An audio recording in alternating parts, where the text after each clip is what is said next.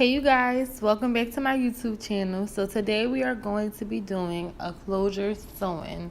I'll be showing you guys all of the different steps that I do and the different technique that I do to get my closure installs. So first things first, what I did so far already was I just put the ball cap on it and I sprayed the Got To Be spray, and now I'm just going around and sewing the perimeter of the cap down to where the closure is going to last so that it lasts for a longer time. Now that the cap is sewn down, you can go in and you can customize the front of the ball cap. This is where you are going to cut or, like leave a little extra. Is based on how the client's hairline is and the kind of look that they want. We're doing the basic traditional closure sewing, so it's not going to be like a whole lot of cap left to create the illusion of edges or anything like that. We're doing just a simple middle part closure. So now I'm just going through and just making sure that the cap is laying down extremely flat with the Got To Be spray. And now I'm going to go through and add the Got To Be gel, and this is what's going to help the closure be very seamless and very flat in the front, and it actually gives like that extra hold. You do not need a lot of this product. You just need like just a thin layer of it, because we will be going through and adding more later on in the video. So in this portion is when I'll go through and I'm going to measure my client's head with the elastic band. The elastic band is what keeps the closure in place. This is perfect if you have a client who has a peak or a lower hairline, something that they may not be comfortable with cutting.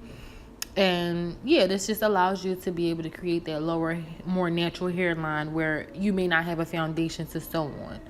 So now I'm just going through and I'm just sewing the ends of the elastic band onto the closure.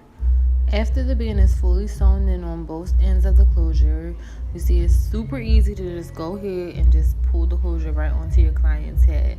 You want it to be a little bit more like a tighter fit, so that way it lasts longer and it just allows the closure to lay flatter, and it pulls it from ear to ear just a little bit tighter without being too much tension on your client's head. So you always want to make sure as well that you are asking your client if they are comfortable with how the band feels on the back of their neck, because if they're not, it will create a severe headache later on. It may not be something that they necessarily feel right then and there, but even if it's, just double check with them, make sure it's not pulling or anything like that. So because we're using an older closure that we used from a previous install, I'm just going through and just cutting a little bit of lace that's on the front. And now I'm going to go through and make sure that the part is straight, is exactly where I want it to be on my client's head. Just fixing everything, making sure that everything is up and tight. These are the results that you should be getting as of right now for your crew. Now we're going to go through and we're going to pick out the perfect foundation color for our client's skin, and that will match their scalp. This color will allow the closure and just the full install to look extremely more natural. You have the option of just adding the cap, just adding the closure, or both. I prefer to do both. I feel like it lasts a little bit longer and it actually looks better and more realistic. So as I mentioned before, we're going to go through and add our second layer of the Got To Be glue. I actually prefer the yellow one for these form of installs, or if I'm doing like a glueless install. I feel like they just last a little bit better. They look a little bit better and they act as if they are glue. So if you've ever used like Ghost Bond, you'll be a little bit more familiar on how to actually use the Got To Be glue in this portion of the install. So now I'm just going through and just reinforcing, just making sure everything is exactly where I would like it to be, pressing everything down and just making sure that everything is correct. After that, I just went through and I sprayed the Got To Be spray on there just for more security, and now you can see this is how your closure should look, extremely more natural. So now we're going to go through and I'm going to sew the closure down throughout the perimeter of her head. This is just for more security. This is not a step that you can skip, like the elastic bands. Some prefer to do it, some don't, but this is a step that you must do. This is just to give that closure that extra security and to make sure that it's flat. Now when you're going through and you're sewing the closure down, do not skip sections. If you are If your client braids are more spaced out, or they might have like a thinner texture of hair, you are still going to go through in them spaces that do not necessarily have foundation underneath them. Now, when you go through them spaces, you're also going to go through the next braid that is next to it to give it that flatter install. So now I'm just going to go through and just separate the closure from the rest of my foundation so that I'm able to see exactly what I'm doing. Now I'm just taking the end of my first weft and I'm going to connect it to the end of the closure, and I'm going to start my sewing here.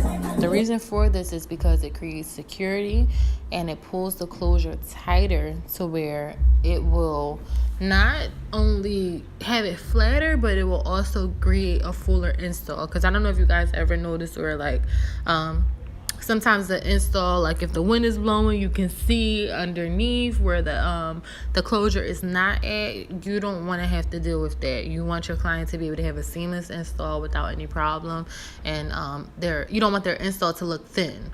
So we're just going to go through and we're going to sew the track, our first track, all the way around from each corner of the closure around to the back to meet the next.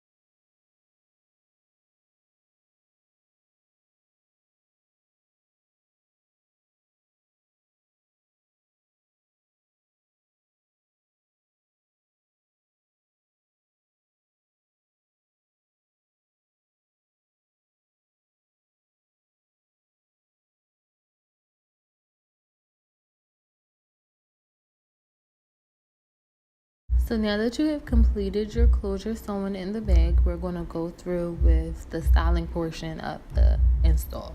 So now I'm just going through and I'm just making sure that I detangle every part of the hair so that when it comes to actually styling it, I don't have a problem at all. Whenever I'm doing straight hair, if the texture is coming from curly or wavy, I love to use a serum, some type of serum. You can use BioSilk, anything that's like a silkening oil is something that you would use. So you just go through and you just evenly portion it throughout the hair, and then after we do that, we're going to take the blow dryer and we're going to blow dry each wave, curl, kink, whatever the texture of the hair is out, so that when it comes to straightening it, you don't have a problem with straightening the hair.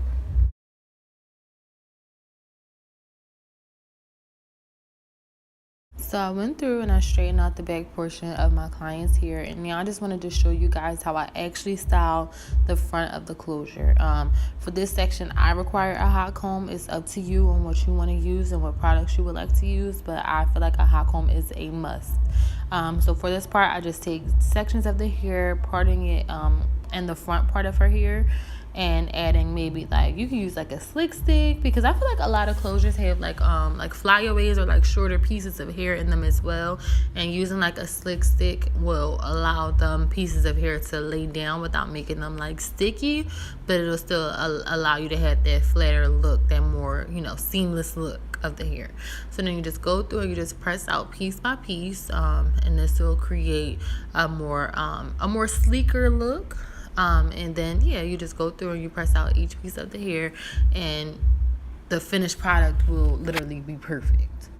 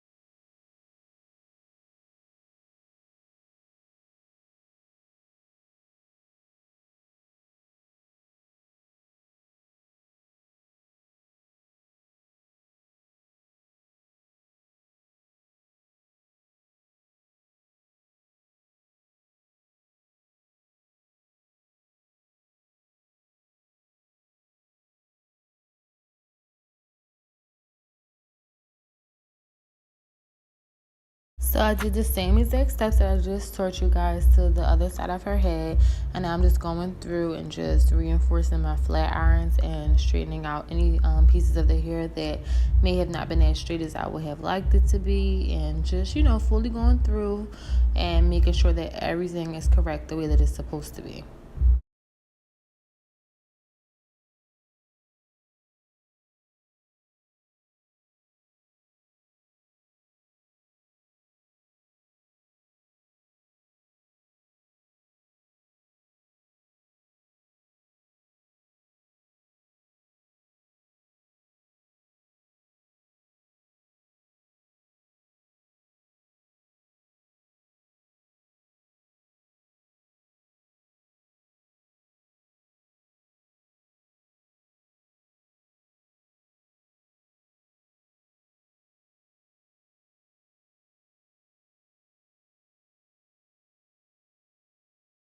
And this is one of my favorite steps, is when I go through and I add my bio silk at the end to the top of the closure, and it just creates that sleek and that shiny silk press look that we all love.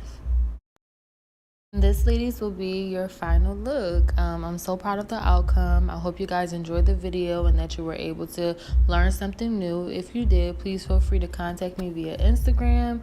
All of my social media links will be in the description box, and make sure that you subscribe and like this video. Thank you.